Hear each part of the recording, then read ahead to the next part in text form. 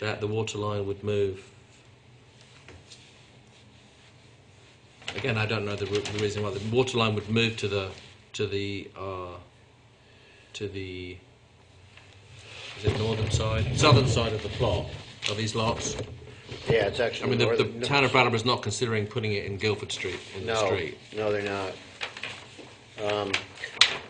The situation, it's a kind of an unusual situation, is that the town kind of, I think, got forced to take this water system over years ago. It's part of the Signal Hill development, and there's X amount of houses on this. I don't know if it's a dozen. Gary King told me what it was, and I just don't have that right now.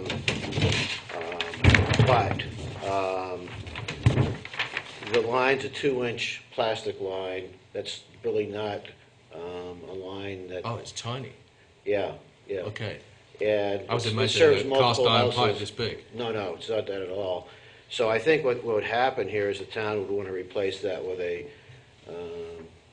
line that's more in conformance with the current rules, and they put it in the right-of-way, the proposed right-of-way. What's the purpose of that water line? It serves several residences up there. And again, he did give me, and I've got it in the file. If you want to know the number of residents, I could find that.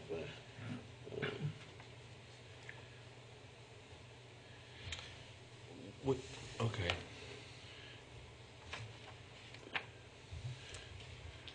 there is a pump you see the water pump house Mm-hmm.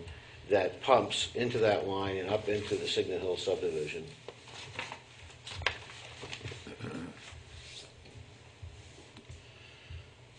These lots are all conforming in the district, Brian? Yes, sir. Yep.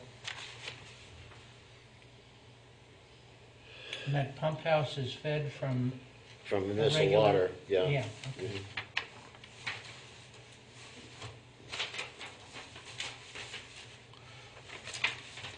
We got a memo earlier today from the board got a memo from by email from Gary King. Right. They basically said that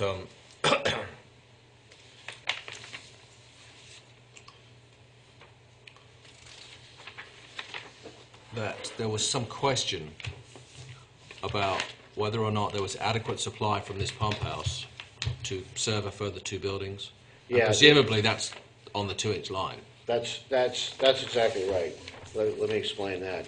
Lot C doesn't have to hook onto that line. Lot C would hook onto the municipal line that is in Guildford Street. So Lot C is not an issue. Okay. But Lot B, if it was going to hook onto that line or a new line, the pump in the pump house appears that it would have to be modified. Either that or Lot B would drill its own well for water supply, similar to Lot A, which Lot A right now has its own water supply.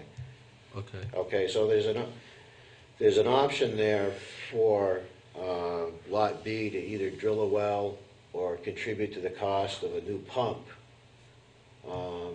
in the pump house. Okay. Is the you probably know this better than me, but the distance restriction on well drilling is 100 feet between wells, is it? Is that will that? I mean, if C doesn't have to go on a well and A is already on one, and the A one is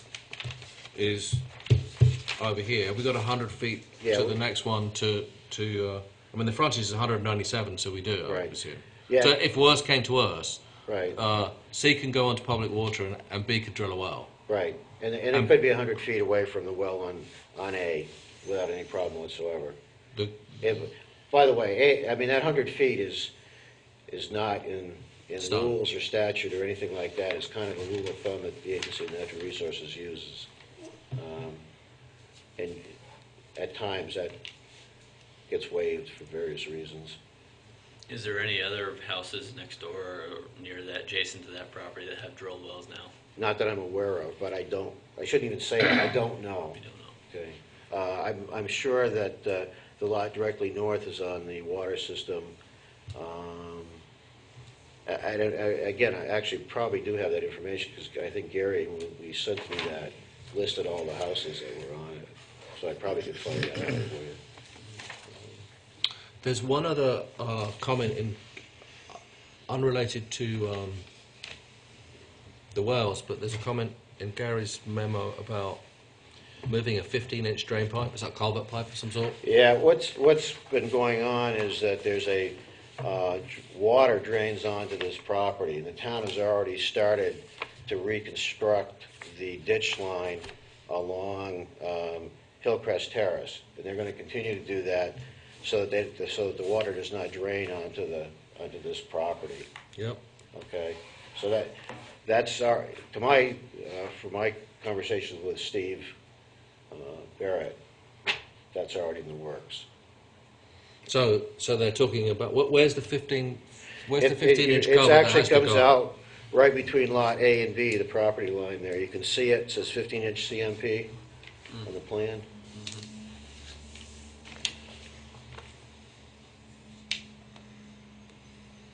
Oh, so that's coming under the road Yes, that's right. and draining onto lot A, Uh, or into a ditch in front of lot A. Well, it's kind of draining between lot A and B right now And going on onto to the C. property. Okay, and ultimately down onto lot C. Yeah, that's right. Yeah. So one of the things that we have recently become acutely aware of through a number of what one might consider fairly simple minor subdivisions in the last year or two is the issue of stormwater and where it all runs, and what happens when you start sticking, buildings onto these fairly tight or close, hilly subdivisions. There's one under consideration now that I can't talk about. There was one on Greenleaf Street or some other street earlier where we really did, at the subdivision stage, we really asked the applicant to tell us what was happening with stormwater and how Lot C or Lot B would be affected by, how Lot C would be affected by development on Lot B. I And think it's the kind of thing that we have to sort out now in permitting the subdivision. As you remember, on some of the projects that we've done, particularly the bigger ones in the same neighborhood, what we did as far as the individual units go is that the approval was granted with the idea that on every single lot, there would have to be a plan submitted to the town as far as the storm drainage went. Yep.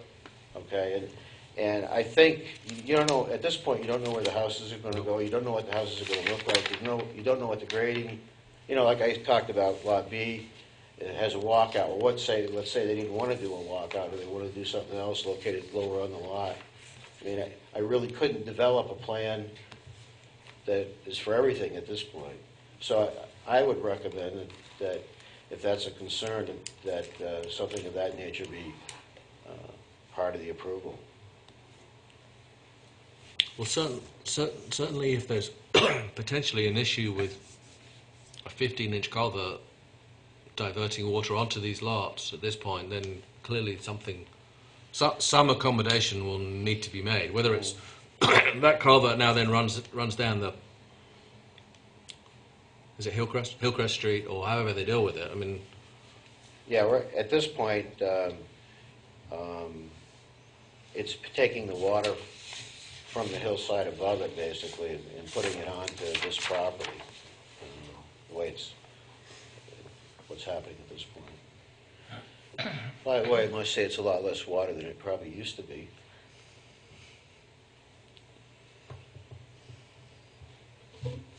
okay.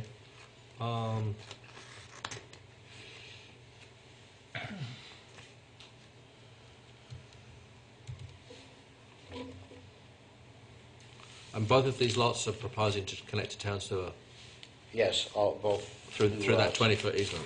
Yeah, well, Lot C doesn't need the easement, but Lot B may need the easement. It's possible that Lot B doesn't need it and would hook on to Hillcrest, but again... It's uphill. We don't know. It might be difficult depending on, again, the house location. So we're just kind of reserving that easement. Okay. My particular feeling about this at this point, and I don't know whether the board's going to go with this, is that we can simply do subdivision classification we could do a sketch plan review today and go, that's fine, that's fine. When you come back for final, I would really like to hear that a little bit more of this is nailed down. You know, is the water line, is the town prepared to move the water line, or is the water line going to move or not going to move? Is a well going to be here or not going to be here? I mean, I know you may not know, but if we can get some clarity from the town as to the need for the easements and possibly some kind of view about the stormwater situation here. But as you stated when you opened up, it's a fairly simple subdivision. I mean, if it's a 2-inch water line, I've got to believe that the town is probably going to, Steve and Public Works are probably going to want to deal with that at some point. Right. They're probably, yeah. And Yeah, and we've certainly had, as you can tell, conversations. oh yeah, no, it's clear. Right. I think the board would like to hear the next final plan that there is some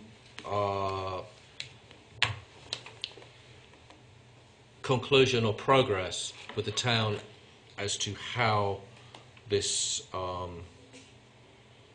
be resolved. I mean, because the other thing about it is that right now I'm going to guess that Lot B is almost unbuildable with that water line underneath it. I'm going to guess, unless you put a very small house there. And Lot C, as you said, I don't know if we were to draw a 10-foot easement around that water line, that sort of also impinges on, if it was a 10-foot easement, or however much they get to, that would seriously impinge also, or not seriously, but significantly impinge on the rear half of Lot C. So it would sort of be good to just resolve that, or Right. know where that lies. Yeah, I think that we feel that that's perfectly Yeah. reasonable request, and that's what we thought we'd be headed anyways. Okay. And the curb cuts are is there an issue with the curb cut onto from the bottom of Lot C onto Guildford Street? Plenty of visibility there. The visibility is not a problem. Okay. And of course, as you know, they would have to get the access permit through Public Works anyways. Yeah, for any yeah. driveway. I think there's a culvert, isn't there? Not a culvert, a ditch down there. Is there a ditch down there anyway? That side would have to be culverted anyway. Yeah, I think you're right. Yeah. The other thing, by the way, the other thing that's happening, I almost forgot about this. The research shows that the right-of-way of the road up there is 35 feet. This is Guildford Street or This is Hillcrest? Guildford Street. And what we've proposed here is, in fact, reserving or giving, well, I'm not sure we're going to convey it or not to the town. If the town wants it, an additional 7.5 feet on that side of the road, which would at least get that right-of-way closer to the 50-foot that they would like through that area.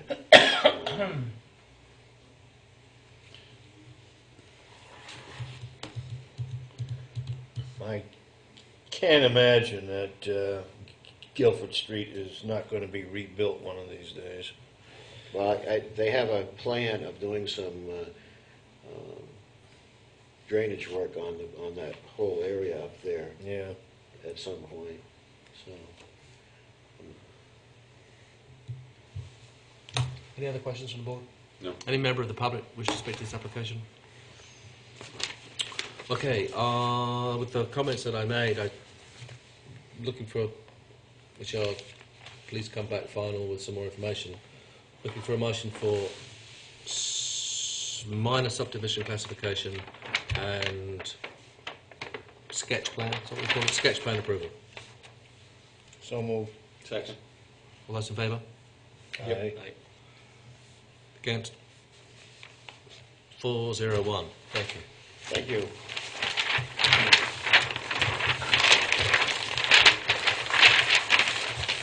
Okay, and to our last application of the evening, 2012-004 Snell Auto Parts. Please come forward and tell us about your...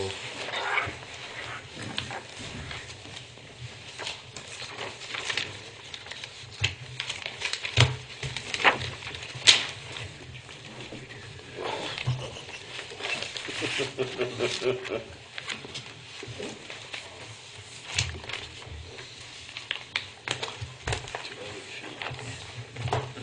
you'd like to put a sign up? Yes. Good evening. My name's Tim Sullivan. I'm employee of Barlow Signs out of Hudson, New Hampshire. And I'm Joel Fichenko. I'm the manager of the store there, Sennell's. And thank you for your consideration on this matter tonight. Sennell's has been a part of your town for quite some time, and we appreciate your. Thank you. If you're all familiar, I'm sure you are with the property. It's a very nondescript building with not a lot of details on that frontage. And the base of that sits probably 6 to 7 feet below the level of the road. It goes down a slight embankment.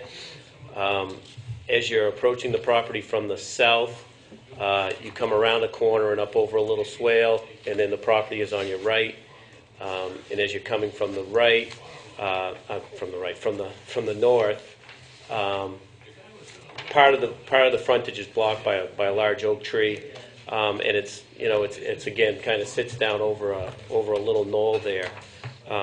What we're proposing this evening is to install a sign up on the roof, right at the eaves of that front elevation, just to get a sign up high enough to have some visibility from the traffic and allow safe entry into the property.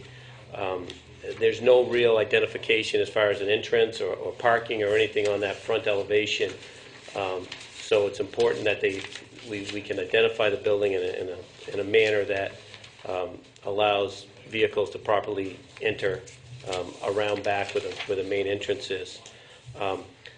The proposed sign that we're proposing with the Sennell and the auto parts portion is 96 square feet where 128 is allowed. However, the staff is including the graphic bands on either side as actual signage, and those bands increase the total to 350 square feet. These graphic bands are important to the Sennell imaging. They're in a process right now of rebranding all their locations, and they're all incorporating these bands much the same way TD Bank North has their green fascia bands that they include.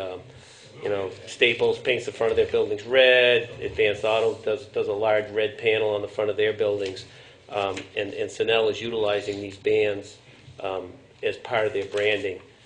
And it helps identify the property quickly, where, sometimes, a lot of times, at a Home Depot, you just see the orange awnings. You don't necessarily see the Home Depot lettering. And that's what we're trying to develop here with Sennell. So that's basically what we're proposing this evening. We're seeking relief as that it is a roof sign, but we feel the need to get the sign up high enough where if there's any kind of traffic on that road, if we put the sign below the eaves, it's going to be basically unnoticeable as you're approaching it from either direction.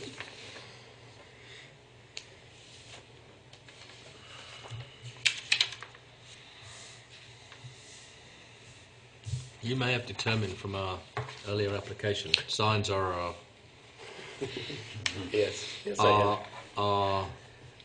what's the word? We work hard at it. Right, Yeah. right. But you see,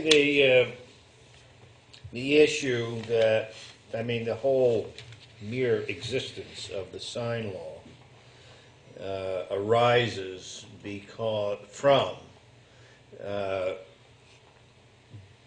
business owners constantly increasing their sign to be louder and more easily noticed than the next. So the signs just grew bigger and bigger and bigger and bigger and brighter until people felt like we looked more like a New Jersey strip than a small town in Vermont. And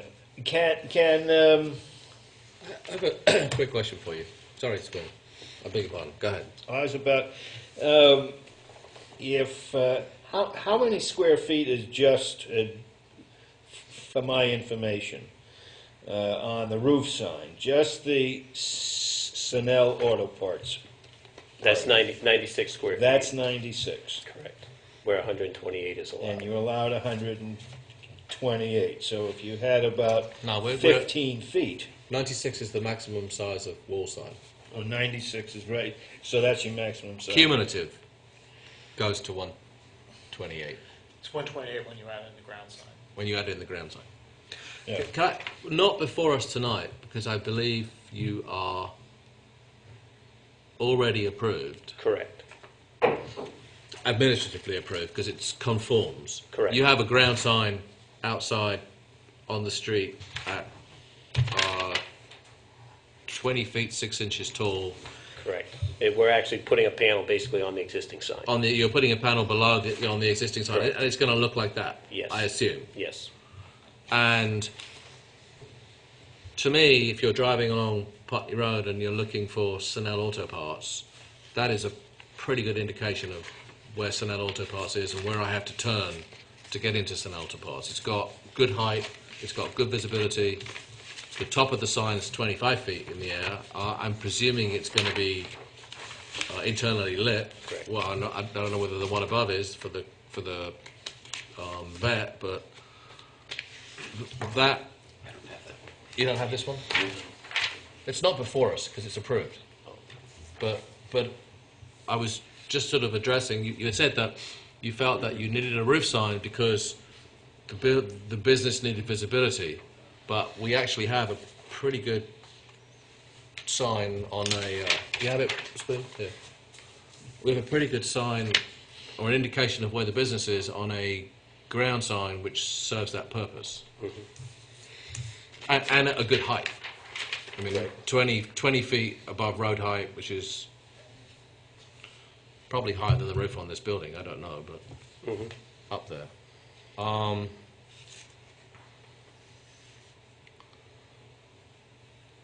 there any, aside from the roof sign that you proposed here, are there any? Do you have any other? Are there any other signs being proposed for this building? There's nothing on the side or the front? Or No, it's that's all it. on. It's all on the face side. Correct. To Correct. the There's road. one small entrance directional sign, but that's Okay. it.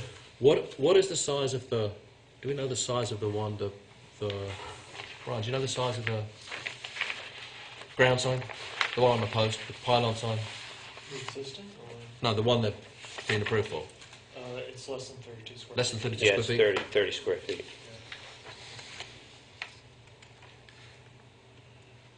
The 128 comes about by taking 32 square feet and adding it to 96. That gets what gets you 128.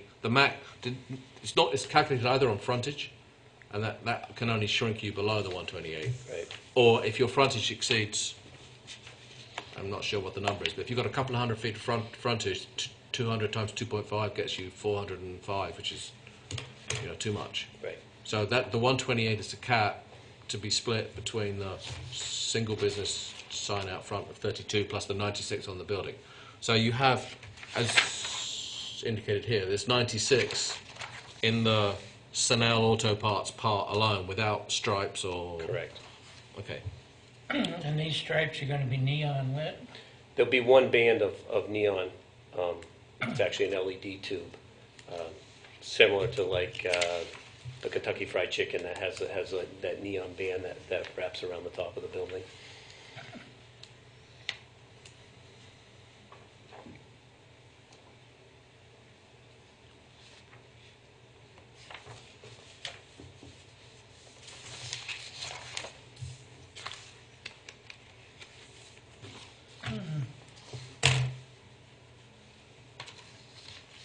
And the comments that were made by the staff were that that roof signs are not allowed, period. Is that No?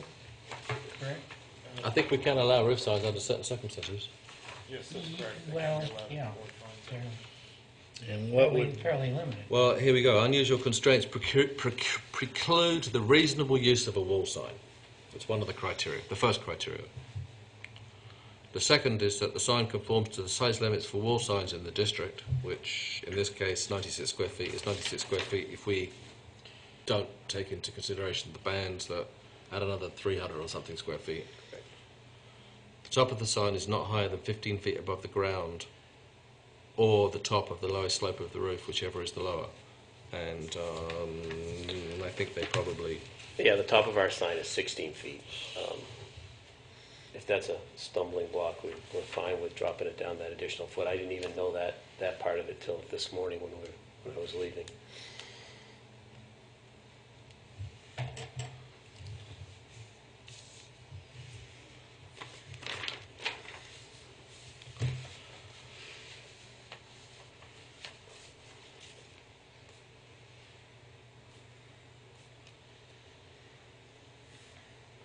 I mean, there's two issues, or two things that we're considering here. First of all is that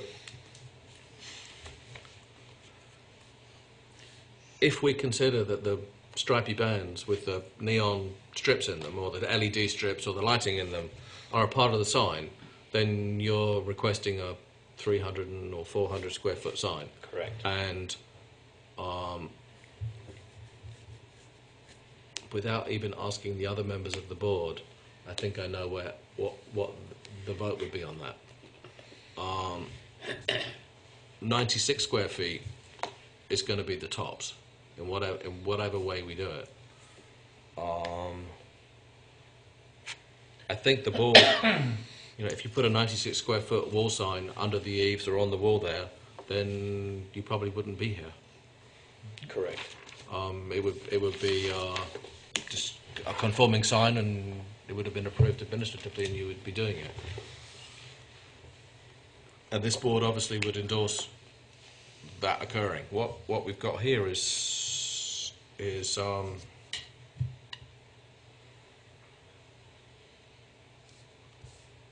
I think close on a 300 square foot sign. Right. If we were to do a sign under the eaves, would the stripes be considered a decorative element at that point as we're going on the face of the building as opposed to above the roof?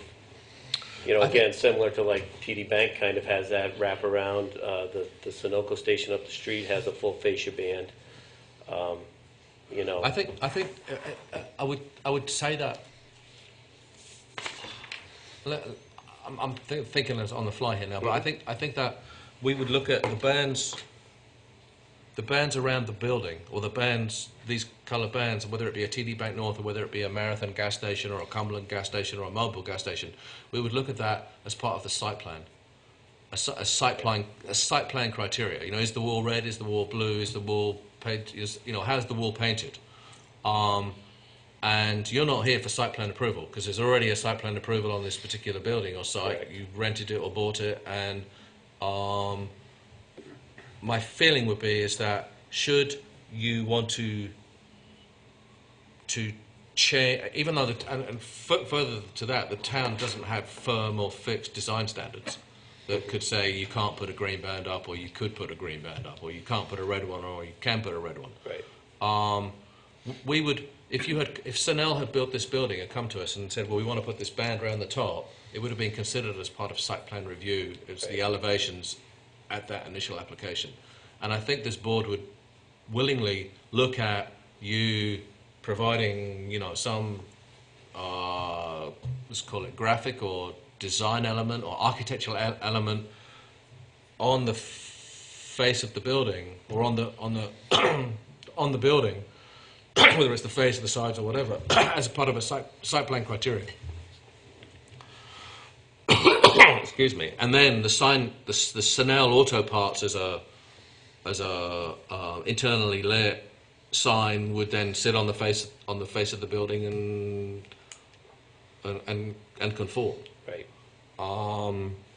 Taking the corporate branding and incorporating it into the architectural detail of the structure, I think you'd have to come back here with a site plan change, site plan approval. I don't know what Brian thinks, but it would be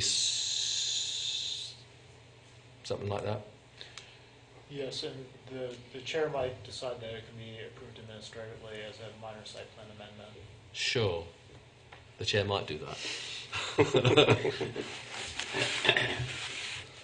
I mean,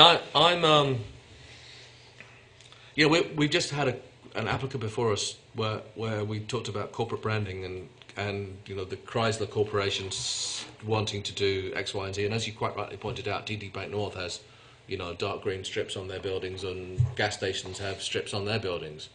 As part of a sign permit, considering it as a 300 square foot sign, it's so far beyond the realms of the 96 feet that we look at as a sign limitation that it's going to be denied or likely to be denied. Correct. The Sunel Auto Parts part itself, the descriptive name, the corporate name, and the brand, that part of the brand, that I don't believe there's a problem with at 96 square feet if it's cited, on the wall. Okay. This picture that shows the Sunel sign now, is that visible from Putney Road?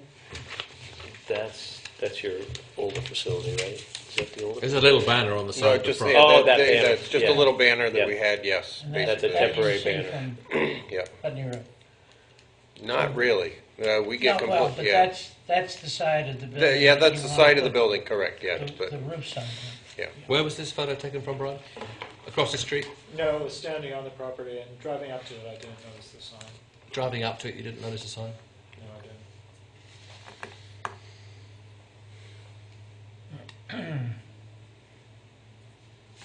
But I think you made a good point that once you get the pylon sign up there, you gotta know where the building is. The pylon sign is clearly visible from the road. Has the pylon sign been installed? It's up already? No. No? No. Right now, the only identification. And it's 30 is that square banner. feet, you say, this pylon sign? Yes. You have 2 more square feet there if you want to make it bigger. I mean, Well, unfortunately, if we put it in that space above the windows, you really don't have room to make it. no, Any on the larger. pylon sign I'm talking about. Oh, Let's okay. go to 32. Right. Um, So if the general consensus of the board is that the roof sign is out of the question, which is what I'm getting the feeling, we really don't need approval, correct me if I'm wrong, for the wall sign, as is, eliminating the stripes. Yes, I could just amend the current sign permit. Okay, and then if we wanted to pursue the stripes at a later date, that would be an amendment to the site plan, Yes, that's correct? Yes. yeah, I'm suggesting that you come back for site plan for a site plan amendment. The site plan already exists, but so Correct. a site plan approval to change the side of the building. Unless that's something that could be done administratively. I mean, just throwing it out. They put that red and orange sign all the way around the building, is that considered signage? Could just be considered building decoration or painting. May I just Go ahead, Brock. encourage you to look as a professional working with issues like signs. The city of Sao Paulo in Brazil, I think said it was Brazil, yeah. Brazil. It's a Capital. city of what, 2, 3 million, 4 million people. They eliminated all signs from the city. Yeah. Wiped them. Stores are allowed to have a small sign over the store. That's it. And when you look at the pictures of that city, you suddenly see, whoa, this looks like a place where human beings live. And it's just a visual relaxation, the warmth of the city, whatever it is. It's quite a striking sight and a remarkable political feat that they accomplished that. And that's great, and everybody's on the same playing field. Right. You know what I mean? It's That's just a why we're level field. trying to keep everybody to 96. I mean, Freeport's kind of the same way. Freeport has all small signs, Yeah. and everybody's on the same playing field. Unfortunately, where this location is, There's a Well- lot of bright signs around, a lot of large signs We're around. doing the best we can to keep I understand, I understand. Yeah, and we also understand that you're in the auto parts business, and there's several other auto parts dealers up in Correct. that part of town, and With an atrocious sign. yeah, well, you have competition, and you need Right. to know. People need to know where you are, and that's the board recognises that. But if we consider this as 300 or 340 foot or whatever it was, a roof sign going around there, it's not going to pass this board. Correct.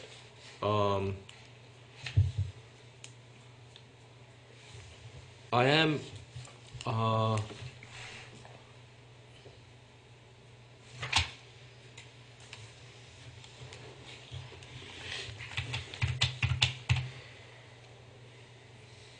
I am opening to continue.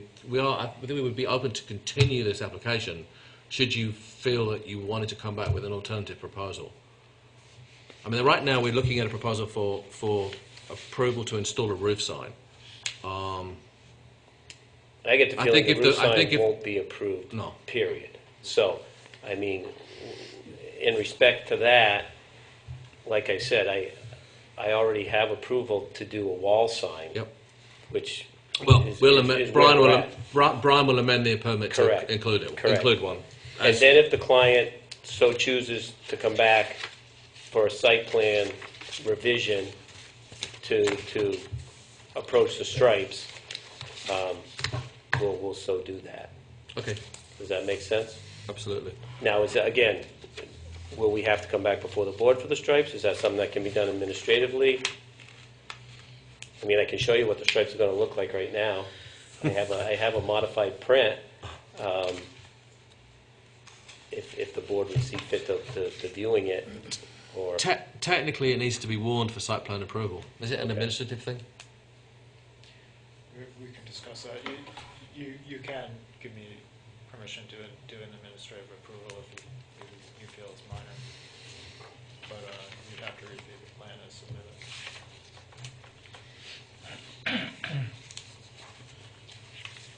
What's the issue here?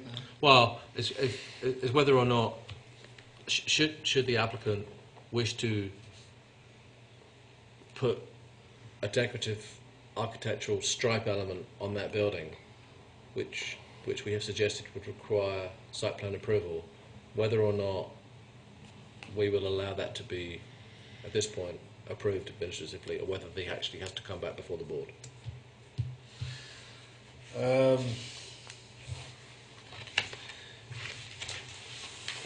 If that came with some way to define what is decorative versus corporate, I guess there's an peculiar notion here that a corporate logo is the same as can be the same as an architectural feature.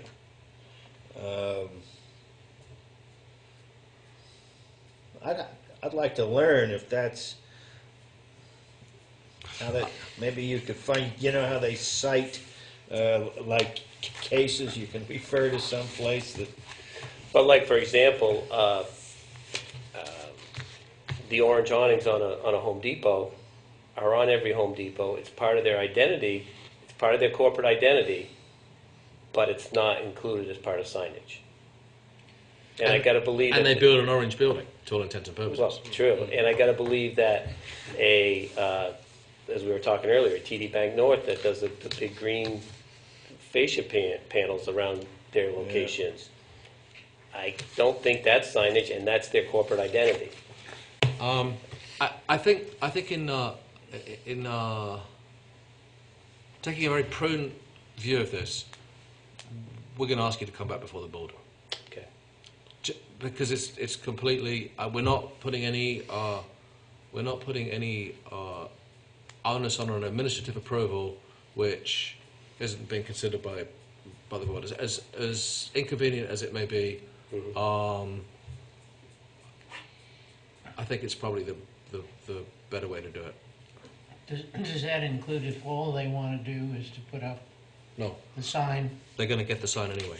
The sign's conforming. Correct. We'll put up the sign tomorrow. Or whatever. The existing permit will be modified to include the sign. It's a question of stripes. Stripes, and then whether they're, you know, uplit, downlit, backlit, architectural, you know, sparkly, you name it, you know. Firing off fireworks? Yeah. So we're looking for a motion to approve application 2012-004 for Sunel Auto Parts request for a roof sign. So moved. Oh, sorry, Second. public. It's not public. Second. Second, all those in favour? Those against? I abstain. Thank you. 041. Okay. Thank you very much. Thank you.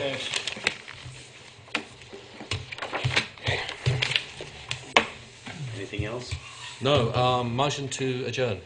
So moved. Second. No, it's hard to come up with something which one sort of chips away at trying to get Putney Road looking better. But still lets competitors compete. It's hard.